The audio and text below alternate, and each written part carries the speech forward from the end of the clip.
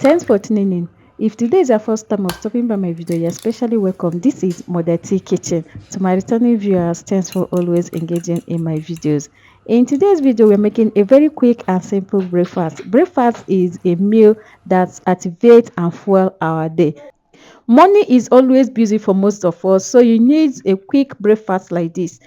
To make this, I use 4 large eggs, green onion, carrots, yellow and red scotch bonnet pepper, green bell pepper, white onion, and of course, plantain. Let me tell you the story of this plantain. I went to buy plantain. The shop owner told me that her plantain is 1,500 naira just for 4 fingers.